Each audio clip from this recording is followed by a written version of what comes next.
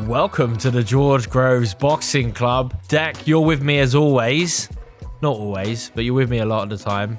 And it's an old school episode, Dec, because we've got a guest.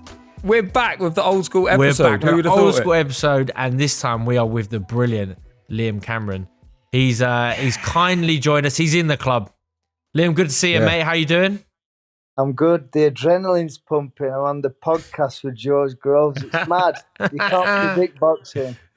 Yeah, we haven't done one of these episodes, Liam, for like as in one with a guest talking about a subject for fucking ages, have we, George? No, we haven't. It's been a long time, and we were like, we need someone good. We need good subject matter to come back. There's no point coming back with someone half-assed, and it was like Liam Cameron's the man. He's one of the most talked about light heavyweights in the whole country.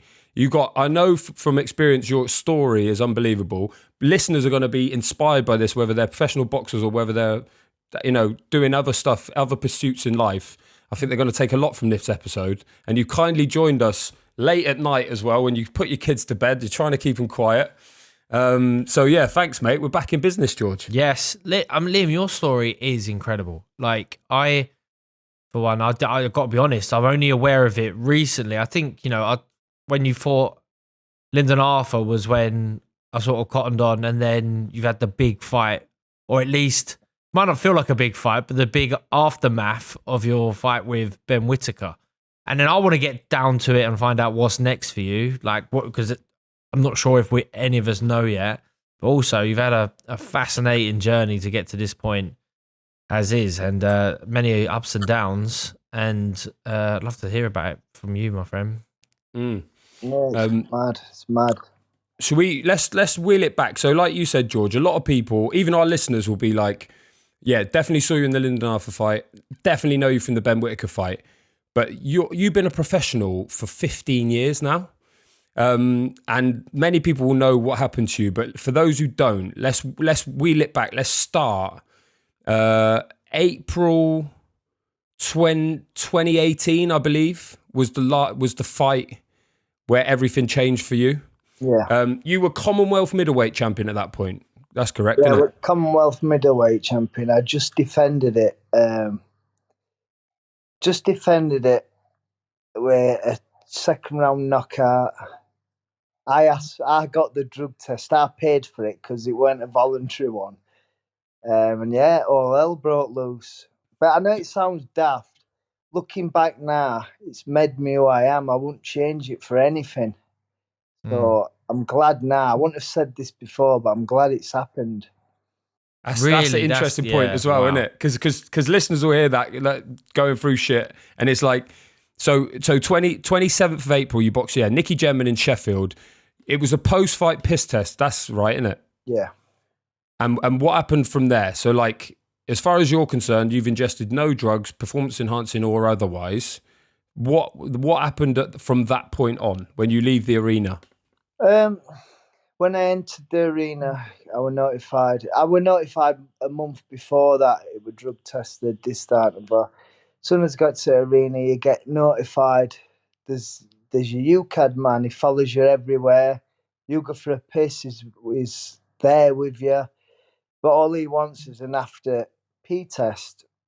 So had the fight, buzzing, all laughing, joking, changing room. Had my P test, thought no of it. Then about a month later, it was May 5th. And I remember the date, we're in the morning. My dad gets this letter screaming out phone, "You're banned from boxing, you're done." Try pronouncing this name, what it were. So I'm thinking, I'm Googling this name, and it's a metabolic acid of cocaine. Mm-hmm. So we went through a year trying to fight case, this, that, and that. Finding out there was a bus driver what actually had it in his system, played his case, said it would buy money, blah, blah, this. And he ended up getting his case overturned and a compensation. So I'm thinking, this is the same story. Listen, I'm not going to sit here and deny what I did after that. Like, I did go on drink, did go on drugs. I can admit that. But I can't admit this, what happened. And it was so many nanograms in my system. It was like they described it a tenth of a recreational line. Right. So what happens like right there and then when you get this letter? Obviously, you're googling it. Panic stations, no doubt, hit. Your dad's stressed out. Who do you go to? Do you have to contact the British Boxing Board of course straight away? Is it UCAD? Do you control your contact your manager? Well, then Boxing Board took a step back then. They had nothing to do with it. So you phone this number up, this man, UCAD, tells you what's happened, he tells you this. They present you a list of like 23 lawyers. So I picked this person, I'll pick that one. But I had nothing to fight. They wanted £2,000 to open sample B and 1,500 quid for an hair follicle, but they needed 3 or 4. And I'm thinking, how am I going to do this? So I've said, right, I'm not paying that. Swipe that B sample. I'm being honest, and swipe the hair follicles because I'm not paying for that. There's no way I'm going to get banned. And yeah, 4-year ban. Was there ever a moment like, because 4 years, like we see people now get caught with fail like multiple tests for actual performance enhancing drugs. Cocaine is a recreational drug for a start, illegal as it is, but it's not a performance enhancing drug. Was it a case of like someone, whether at UCAD or the board, saying, look, admit your wrongdoing, take a deal, we'll give you 18 months or anything like that, and you just said, I never did this, and they said, right, we're going to throw the book at you then? Is that how it went down? Yeah, that's what happened. So they like wanted me to make a story up how it got into my system. So I'm thinking, I can't say I've took drugs. I never box again. So I'm going to have to stick to my guns and say, look, I ain't had it. So I actually drew the case 50-50. They believed me and they believed them. But I needed to win the case to get it overturned. I needed 51% and I got 50. So it were mad. I got legal aid. It cost about £30,000 just to, because it don't matter if I get done for it or Cristiano Ronaldo gets done for it. You're all paying the same amount of money. And for me, I didn't have scientists what could prove it's on banknotes. I didn't have my own independent people. They had everyone fighting against me. I just couldn't fight the case. It was a free lawyer, and they can't really work as hard as they want to. And he admitted that to the judge, that it is is it pro bono? Yeah, pro bono, yeah. And he said, what can he do? He can't work miracles. And you mentioned the cash there and the money for the bus driver and whatnot. So for people who don't know, that was basically the suggestion that that small amount of cocaine might have been ingested through handling cash from selling tickets, potentially. Because when you have a line, you roll up a note, and I'm going to be real, you snort it from a rolled up note. And that's only got to get into your system, and it's been proven. You can Google it that it does happen. I don't have to lie now. Do you know what I mean? Yeah. I've done it. I'm not going to sit here and barefaced lie to people. It would have only have affected me anyway. Yeah. Like, so once you fail the appeal and you get given a 4-year ban, are you thinking, right, what am I going to do for 4 years and I'm going to come back boxing? Do you think, well, I'm never going to box again? Like, what's that feeling like? So I thought it for a bit, going in gym, because like with boxers, we're in his routine. And it slowly got worse, where I think, what's the point in training? I'll train in a couple of years. I couldn't watch boxing or anything, and then I went into the pub. I can remember, went into the pub, started having a couple of pints, then weeks and weeks, and it slowly grabbed me where I become a bad alcoholic. Bad. And how bad? I just couldn't fight it anymore, because I was training in my professional gym, and I got a letter saying, if you carry on training with professionals, or or in a professional gym, we're gonna double your ban to 8 years. Fuck. What? And I'm not lying about this. I can dig the papers out. So I'm thinking, I can't even train here. Yeah. So I just fell out with it. I proper hated boxing. I hated the big names in boxing because I was thinking they could actually stand up for me and like say something. In my mind, I thought there's someone like Eddie Hearn or someone like that can do something for me. Surely they can.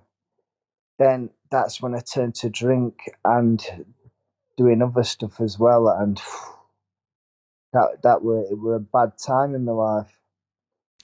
Yeah, I mean, we know, and I'll definitely let you tell us like how bad it got. But what, like, everyday drinking, everyday drugs, like how bad did that get before It's you could turn it around? my son's just coming. So yeah, so it was slow burning. When it's you're deluded, like you don't know how bad it is until like I got to a stage where I'm up for 3 days without no sleep, locking myself in a bedroom. And what it was like for me is I wanted to be in that phase because I was more happier in that phase of being off my head on drink than in real life. So I was like killing myself in a way without knowing it. I didn't want to be in this world. I wanted to be in that I world. And honestly, just really underlying killing myself. And I weren't bothered if I used to like sit. Can you swear on here? Yeah. I was like laid down in bed thinking, I hope I don't fucking wake up tomorrow. Come on, fucking kill me, kind of thing. And that's how I felt. I wanted it to kill me because I thought that was easiest way out, kind of thing. But like I said, going through all that, and then I know I'm jumping gun, coming back to the gym and got where I've got now.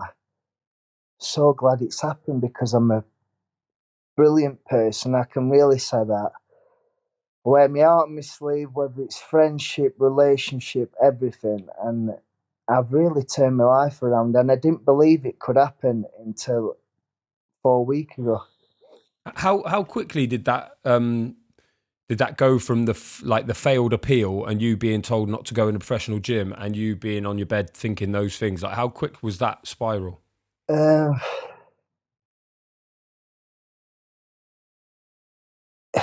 Bit by bit. See, because with my boxing spirit, I'd fight it for a week and think, right, I'm going to stay off drink. Then I'd go back on it. So it were a lot of that at first, like staying off it for 2 weeks, going on it, staying off it until it really grabbed me. I was drinking a bottle of gin every day without fail. Going to shop, necking gin, and yeah, it What does was a that bad feel time. like? What does that feel What like drinking? at the time? Like, what does it Good. feel like? It felt like I were better in that world than what I were in the reality world of being sober. And like, it was like my mind were in pain.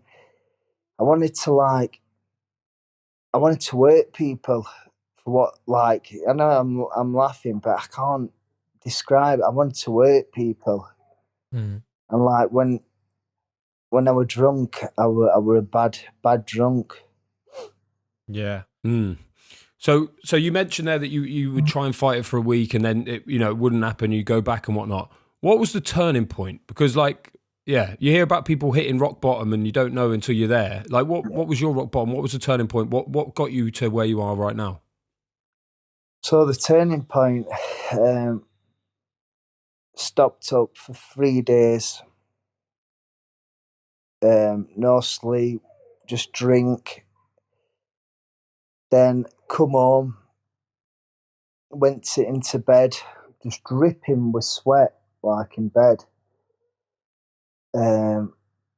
Looking in the mirror at myself, then I was going in and out of consciousness, and I thought I was in a war. I know it sounds daft.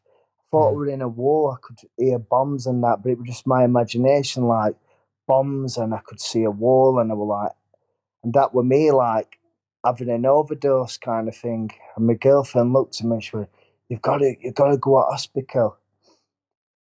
So then I think she phoned hospital for me. Ambulance come. Then as soon as I was losing consciousness, and as soon as I got in ambulance, they put the sirens on. And I thought, wow. They told me later they had the heart monitor on it. Were 150 beats per minute. I were having a seizure. Like my hands were going up in the air, and I were asking woman, "Am I dying? Am I going to die? Just tell me." But she didn't. She won't tell me, so she's making me panic even more. And I could hear what they were saying, and she's saying, "I heard her say, do you think do you think he's having an heart attack?" So then shock kicked in. I'm having a seizure, everything, and they inject me with something, and it calms me down a bit. So then I'm in hospital. It's like I've come round a bit, whatever they've injected me with.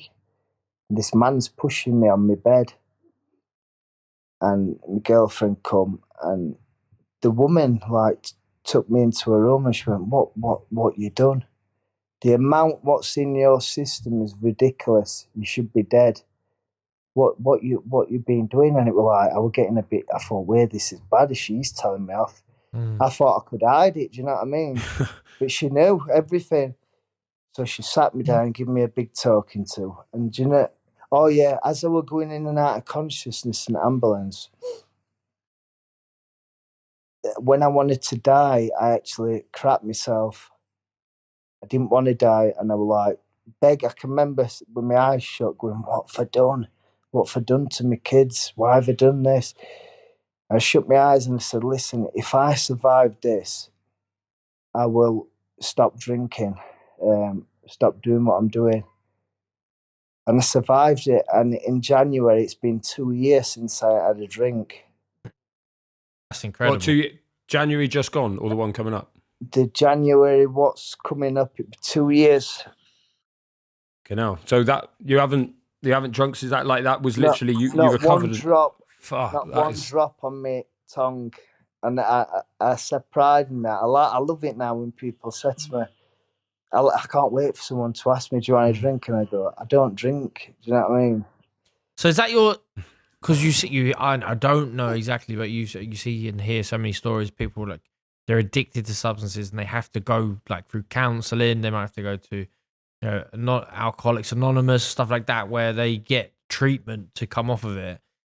But you just was like resolute after that experience that you got too much to lose with your family, with your kids, and like I need to sort myself out. I think that says a lot about you, Liam. How strong a mindset you must have, and whether that has always been you, whether that came through boxing, whether that came through your experiences in boxing where you've had to face those hardships, and just to be like, right, I'm making a decision now for the better, and I'm going to stick to it. Yeah, because for me, I didn't think I was going to come out of that hospital.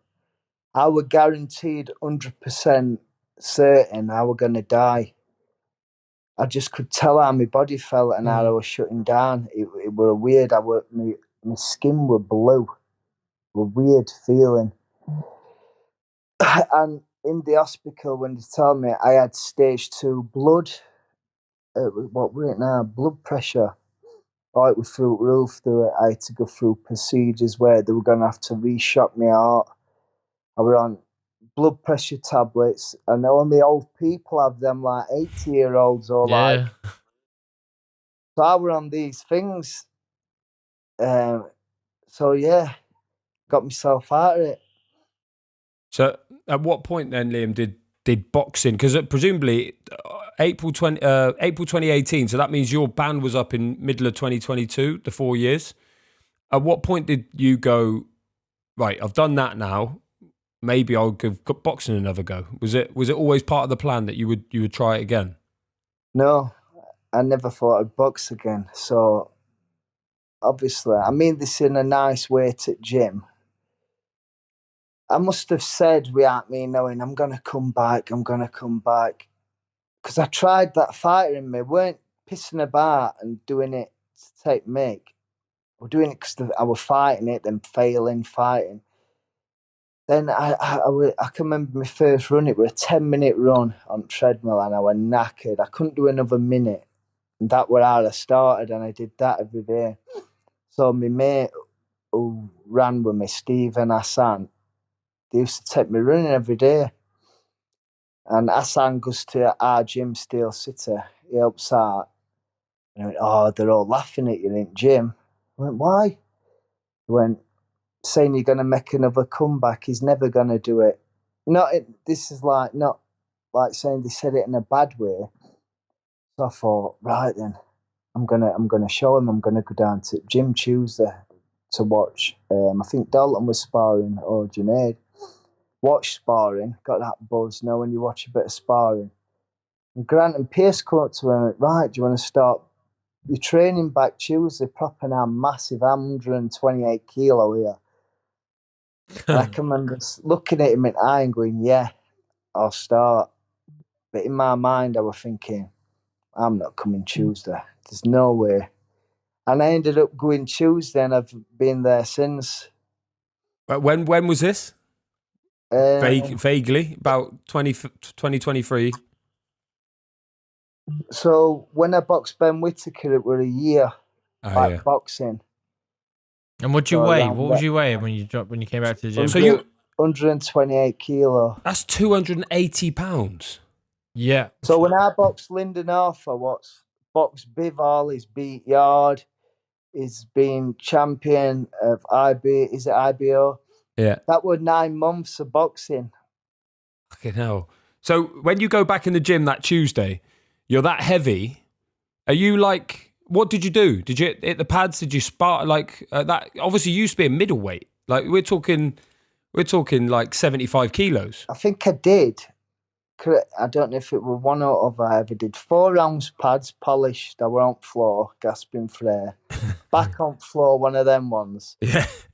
Or I did 4 rounds body sparring with a young amateur called Chris Malunda. He got to senior finals now. I ended up sparring with him, and I was dead. And I just kept on doing bits and bats, but every day I just stuck with it. Mm. Did the weight come off? Obviously, your frame is not one of a 280-pound man. Was it like, did it come off once you were in there and consistent? It just started dripping off. I think because I was getting obsessed with scale, so 128, and I can remember next time I looked, 107, something daft like that. Whoa.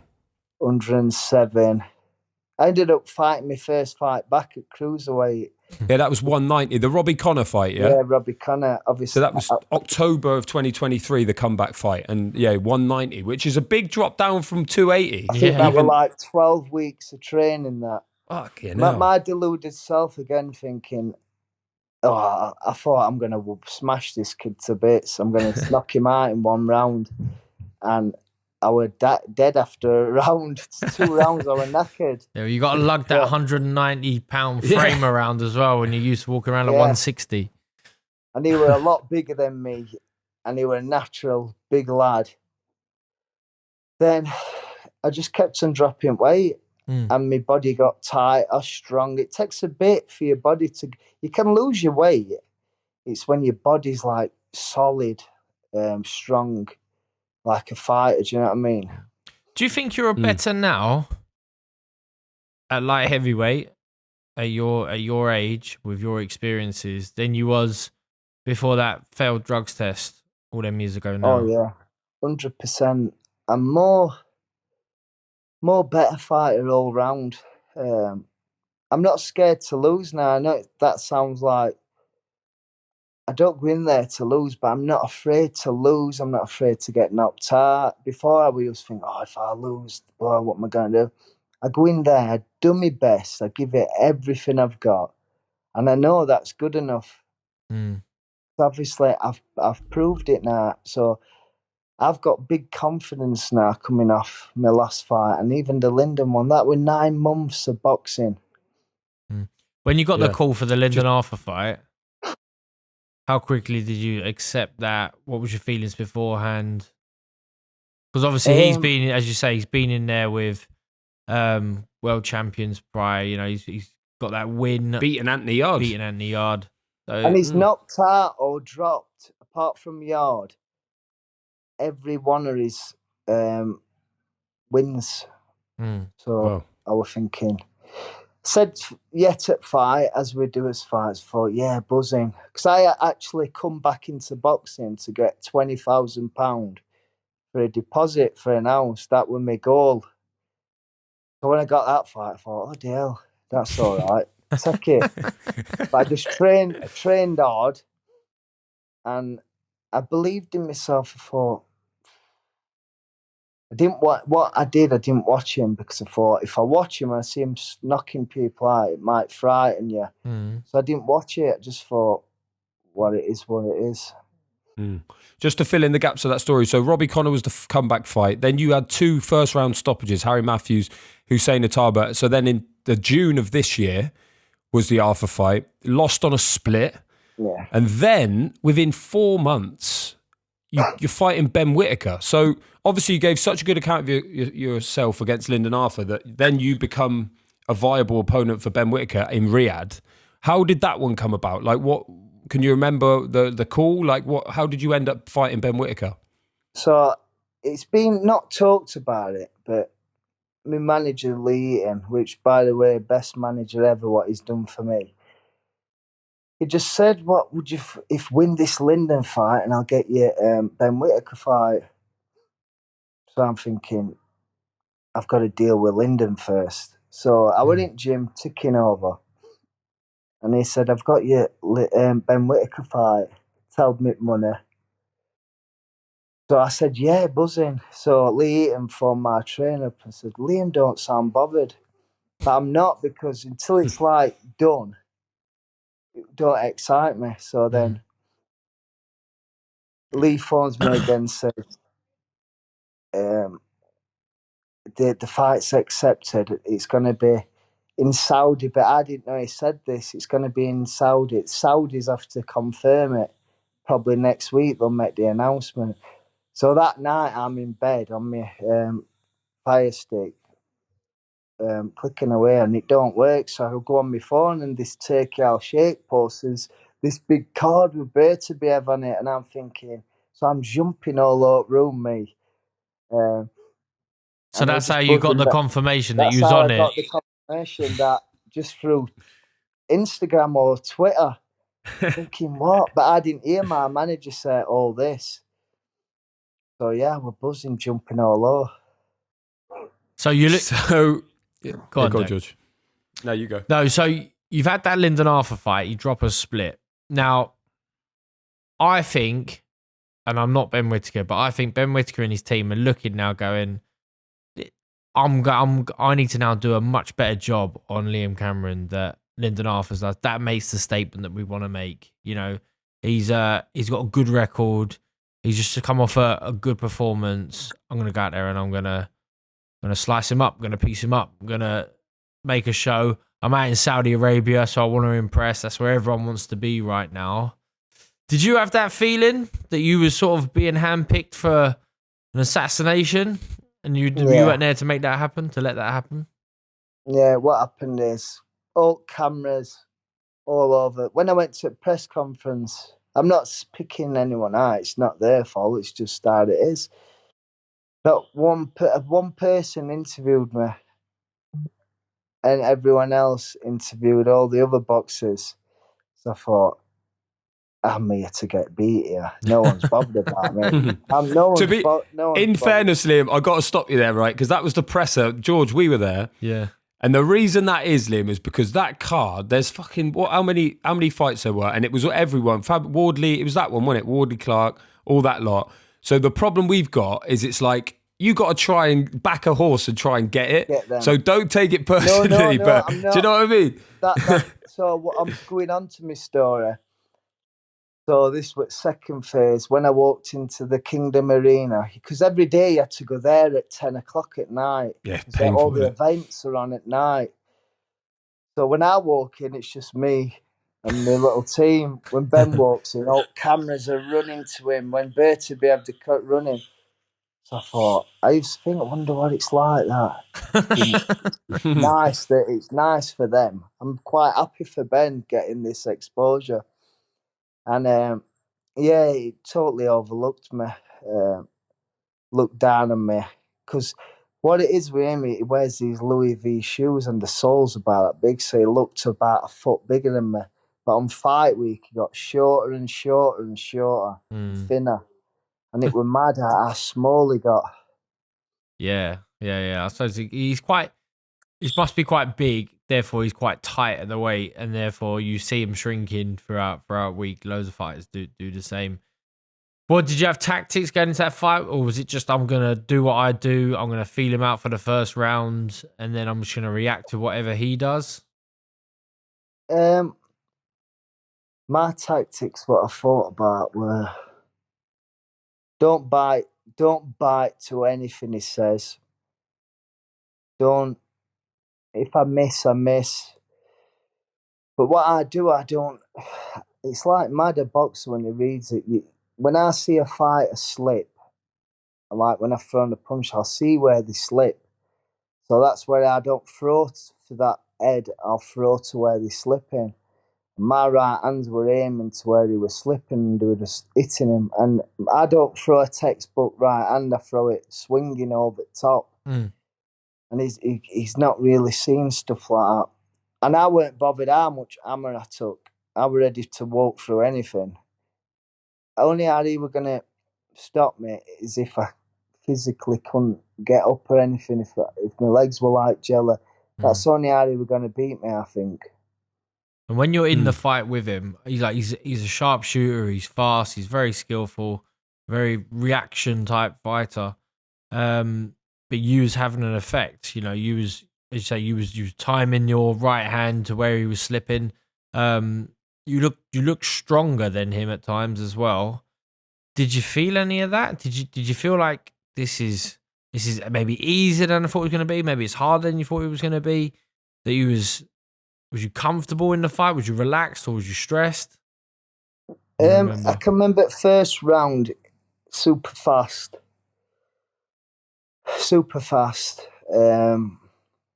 Very accurate. But obviously, people don't know this. 3 weeks before my fight, because I needed money, I broke my nose completely with Ben. I had a big so I couldn't spar anything. So I was a bit weary about that going into the fight. So that's why my eyes puffed out straight away. It was sharp, very sharp, but from the city, I don't know if you saw it watching it. He had nothing in his shots. He were exhausted. I don't know if it was body shots, but he was so exhausted, and I felt that straight away. I don't think he would have got through the 10 rounds alone, regardless of what I were going to do more to him. I would just turn it screw bit by bit. Because in the past fight, the Arthur fight, I put it on him from second round. And this fight, I thought, if I hold back a bit and turn it screw towards end, it might be a bit more effective. And that's what my game plan were, really. So at the time of the stoppage, which we'll go on to now, Mark Bates had you 58-58. Steve Gray and Kieran McCann had it 58-57, one each. So it's like level pegging on the cards, regardless of how you might have thought, not you, but how observers might have thought it was going, which is not what many people would have predicted. Obviously, Whittaker being a massive favourite. So then the stoppage comes in these proper bizarre circumstances where, for all intents and purposes, he looks like he gets hold of you and just falls backwards over the ropes. There's no blame to you. It's not even. It looks like a calculated move from the outside. Yeah. I don't know what you thought at the time. Like, did you think, hold on, he's grabbing me here, or did it feel like a tangle up? Like, what?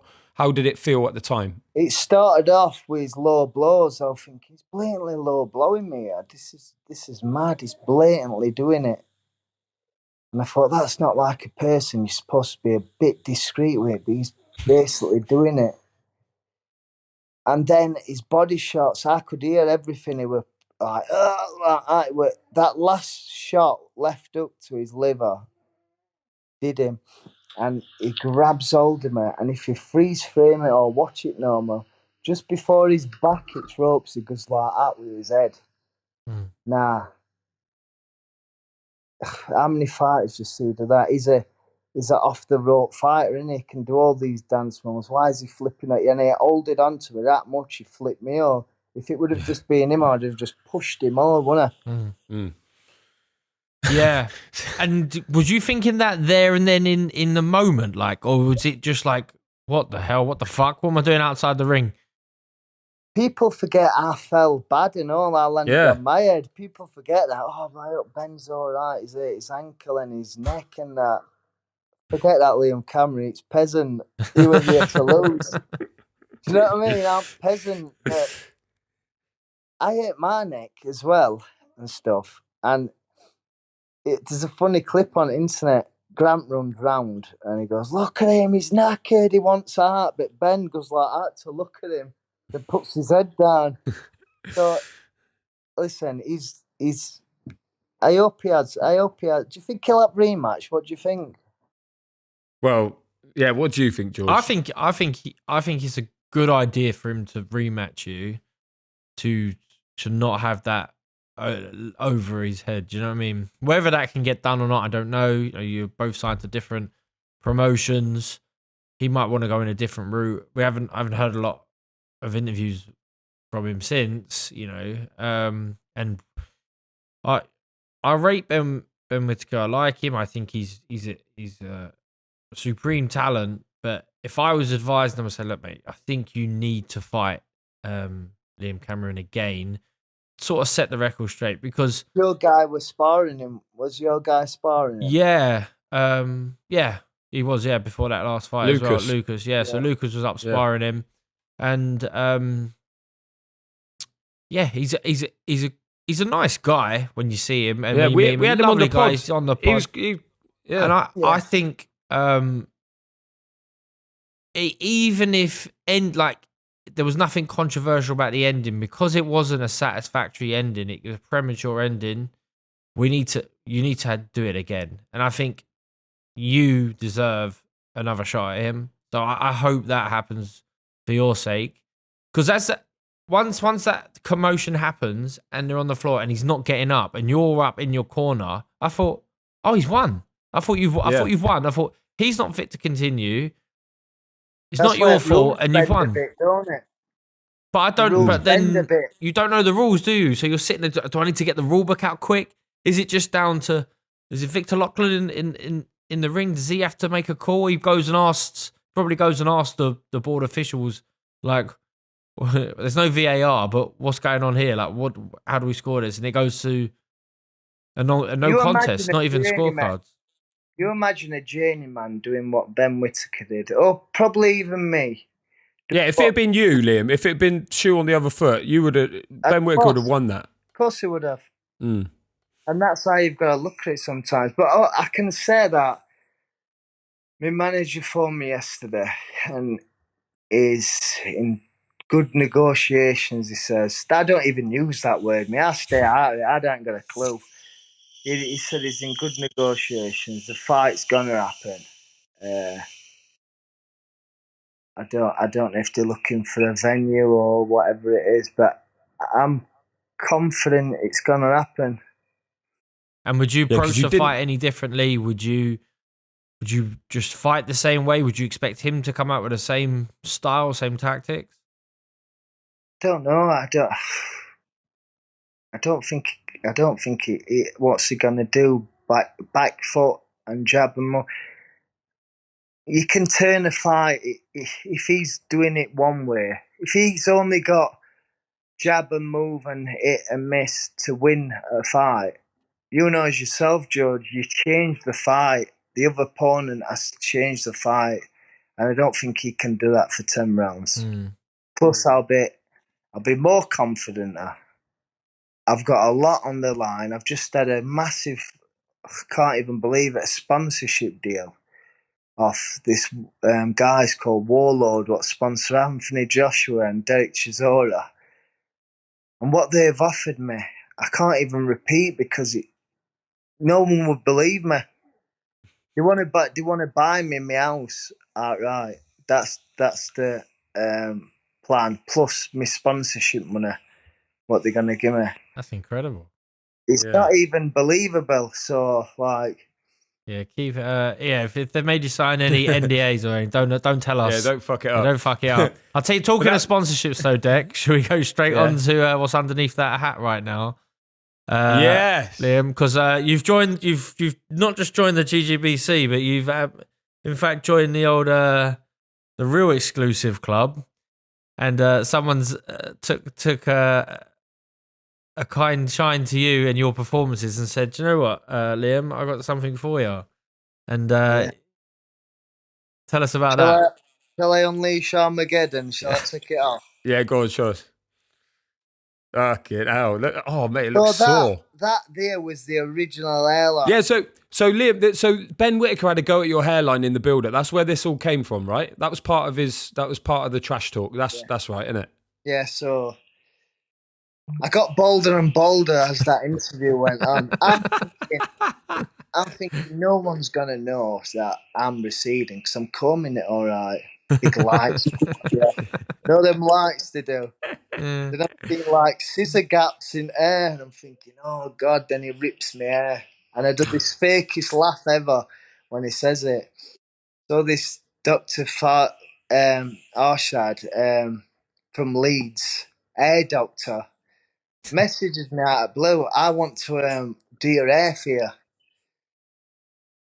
So then I brush it off. That's what you do with hair. Pun intended. I think Friday tea time, I message him back, give him a ring. He says, I'll book you in Monday, come down. So I'm thinking, this is too fast. This shouldn't happen. You should wait months for this. Yeah. I'm sat in chair Monday having my hair done. What a result. What a result! And within a week, you're on here with your. Is it sore? Well, George, you know, but what's the score, Liam? Is it harder? Is it? You can't feel pain, but the forehead one's cool. I bet they didn't offer to do your beard though, did they? That'd be sorted, innit? That's solid. That. If only I could have a bit there, I wouldn't have needed hair transplant. This beard is actually. I know it sounds daft, but I did these daft stuff. This is like a symbol of my recovery. Because that first day I stopped drinking was the day I grew my beard for some daft reason. So it's like my little babby, this. Do you know what I mean? Yeah. Stop shaving. So you've had stop drinking. You've stop shaving since that day. I have a foot off it every couple of months. So you've had the free hair transplant. And you've had the Warlord deal, but obviously the fight, you didn't win. It finished as technical draw, didn't it? It wasn't a no contest, it was a technical draw. But off the back of that, you got a promotional contract with Frank Warren, which is obviously, again, another life-changing thing for you. You have the backing of Frank Warren now. Yeah. Can I just say something as well? I want to say about my other sponsors, what have backed me. RCP Electric. Chokey from Jimmy's helped me out, and I just felt I couldn't move on till I said that. RCP Electrical. Yeah, RCP Electrical. Big 'em up. He boxed at the weekend, didn't he? What was that one? Oh no, that was CP Chat. What was his name? Who boxed at the weekend, Dec? Knockout CP Freshmark. Yeah, sorry, got that. Now RCP Electrical is much better than that. That's what's that? Best electrical needs in Sheffield. Yeah, definitely. When I had no money, he paid for medical and stuff, and he flew out to Saudi to support me. So, brilliant! Can't forget people like that. People don't understand. Listeners, a lot of boxing fans don't understand how critical those sponsors are to boxers. It's literally that. Without that sort of money, you can't do it. It's just not even that. It's just out of the question. It's mad because last year, and I've said it on another interview, I didn't have £10 to scratch my ass with. Honestly, I didn't. I had to have sponsorship to pay for medicals, about £1,000. I had gloves give me, so I've been manufactured from dustbin, and I've made it work. Do you know what I mean? No, well done, mate. Well done. I'll tell you what, you're saying you made it work. I hope you can make this work. So rolling out that old school is anyone who comes on the GGBC has to take on the feature, right? We've got a feature. We got a feature we haven't done a this week. feature for ages. No, and it's a solo feature for you, Liam. It's a quiz, right? I've got some questions for you. You can phone a friend, which is Dec, if you're really struggling, right? So there's not a lot of questions. What's the feature called? The feature is called Silence of the Liams. Oh my god. Fuck me. That's terrible. Yeah. Liam, we used to Is all that help. dedicated to me, that? Or not? Dedicated to you, Yeah, mate. 'cause your name's Liam. Liam, yeah. Silence, and Yeah. that's the name of the feature this week, is Silence of the Liams.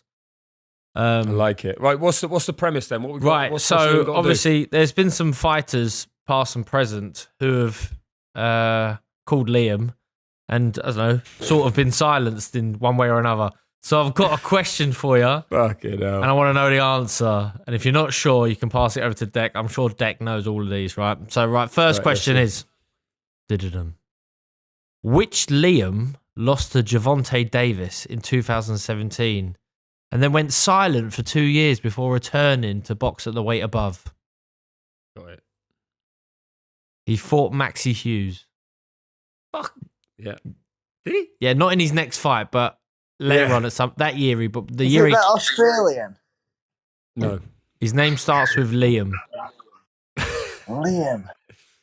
Yeah, and this is Gervonta Davis has boxed at the Copper Box Arena against this person. Can you hear my kids kicking off a bit? He's Or- screaming the you answer, haven't innit? got this one. Yeah. Well, get it back.